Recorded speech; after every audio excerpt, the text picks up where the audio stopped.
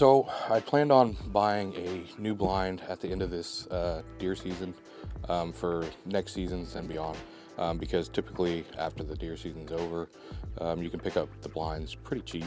I mean, not rock bottom, but you know, they'll take 10, 20, 25% off of it, something like that, because, well, they don't want them sitting around until next year. A couple weeks before Christmas, I came home from work and my blind was gone. So it had worked its way a couple hundred yards down the hill from the wind. Not only did it rip out all the stake holes to hold it down, but it also wrapped itself up into a bunch of thorn trees. But I figured, okay, I can only just make it to the end of the year, which is January 15th is the last of the season. Hopefully I don't have to go that long. Put some duct tape on it, found some new stuff to figure out how to get it down. Well, then Christmas rolled around and I opened up this, and this is the Tidewe, something like that. I'm sure it's the cheaper knockoff of a more high-end brand that probably is made in the exact same factory as the high-end brand, but it costs about a third to half as much. The thing about it, you're supposed to be able to see out three sides of it through the walls.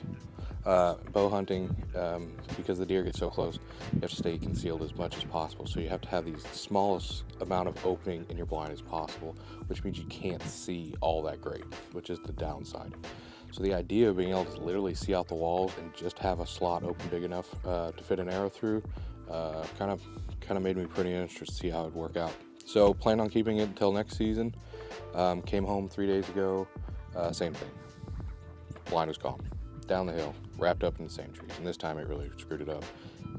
There's nothing to pin it down anymore. It ripped the rest of the stake loops out that were left from the original one. Huge, massive holes in it. One of the curtains is completely ripped off. It's pretty much going to be scrap. So, seeing how I still wanted to get a doe for the rest of the year, I still have about 2.5 weeks left. We're going to go ahead and put this one up and see how it goes. Also, on top of that, for Christmas, the in-laws got me the BOG Nucleus, I believe it's called. It's a seat. I'd seen it before. I wanted it, but I didn't want to spend the money on it. They're bumping $200. I mean, this thing costs more than the tripod did that actually holds my rifle. So I wasn't in a big hurry to buy it. But sitting on buckets at 40 years old, man, it's starting to really wreck my lower back. So luckily my in-laws came through, and we're going to go ahead and see how that thing works out. See how comfortable it is too while we're down there. So yeah, let's get started and get this thing up.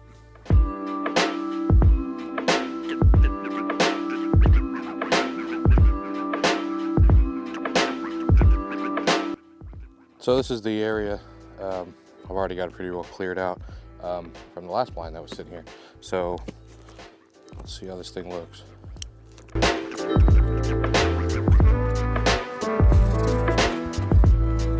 It's got a case, which I'll probably never be able to fit it in again, but in there, it does come with some stakes. They're pretty thin, pretty janky.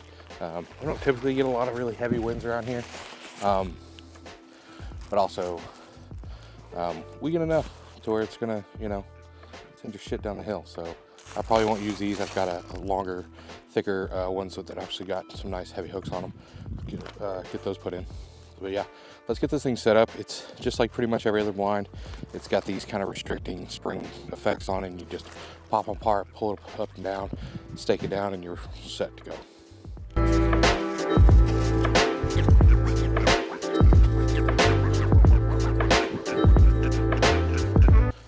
So the little rectangle slot here is in the back. It's not see-through. It gives you a nice black background. So since that's the direction I'm going to be facing, this needs to be pointed back this way. So all in all, that thing takes about 1.5 minutes, 2 minutes to put up. If you are thinking about getting a blind like this and you haven't fooled with them before, the first two that you pop out can be kind of a pain in the ass. Your best bet is to find a corner, step on it, and pop it up. If you try to wrestle it and it has no weight to it, so it's just gonna fly all over the place. So like I said, your best bet, step on it. Let's go inside and see what it looks like. All right, so it does have the shitty corner zippers, For fat guys like me, this is a pain. And they're not very quiet. Holy shit. Check that out. That's what you can see through. Holy shit. All right, so it has these slides here that are pretty cool from what I can gather. They're quiet. My old style had Velcros and then these crappy little hooks that I couldn't stand. But these, you can slide ever so quietly. And then adjust this open as you need it.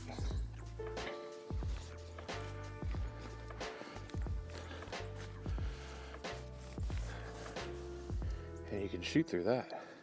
But look at that. Check that out. So when the deer come from that direction, I can see them. When the deer come from that direction, I can see them. And when they come from that direction, I can see them. That's crazy. Let's see what this looks like. I'll put the tripod on the outside and see if you can see me inside of here.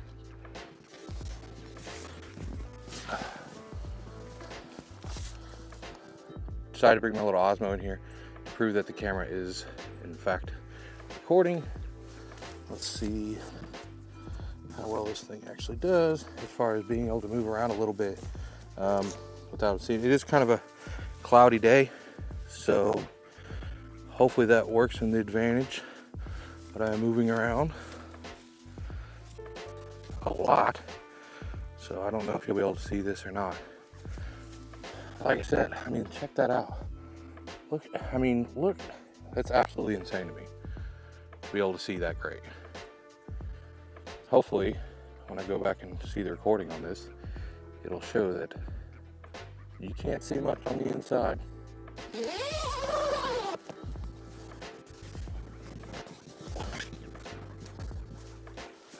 So like I said, I wound up getting also this BOG chair. This is one of the nicer ones that they make. They make some that are just really kind of like a picnic fold out. This one is swivel. It has these legs that come with it. It's kind of neat. They have these pivoting feet like this. It's pretty simple. Just pops in like that. Pulls out like that. And then because I am on a hill, that's where these pivoting feet are gonna kind of come in good. So that is a lot better. So I can turn, ooh, hold on. Oh, much gooder. So this thing pivots. So as you pull, you can turn, you can sit. Usually I sit on a bucket. It's got a swivel pad sits on top of it.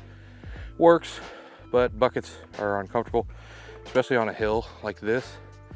You know, it leans down and you wind up sitting on the corner the whole time. Plus the bearings get a little shot after a while.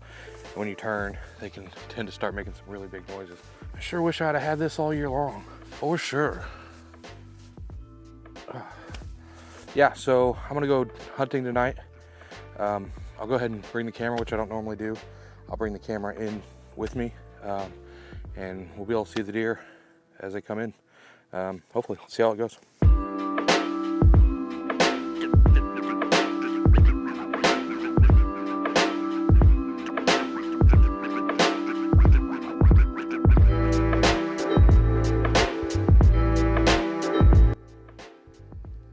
Okay, so my opinion of the Tidewe, I don't know how to pronounce it.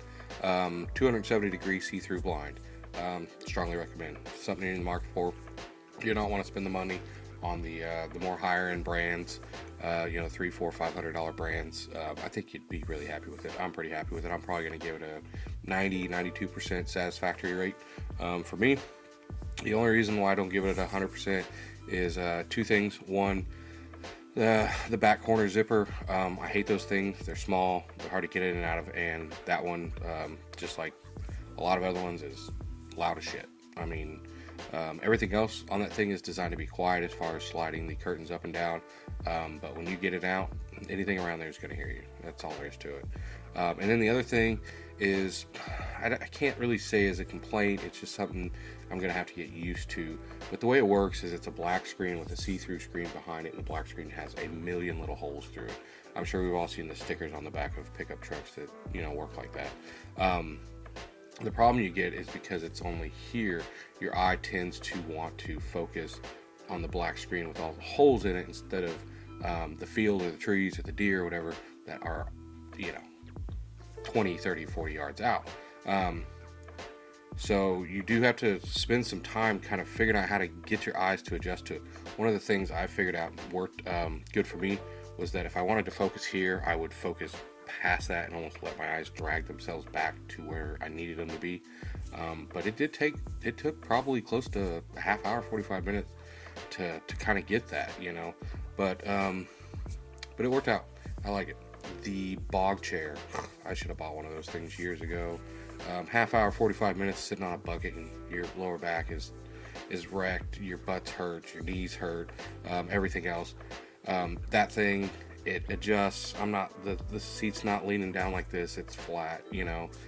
There's nothing on your side, so you can draw if you need to.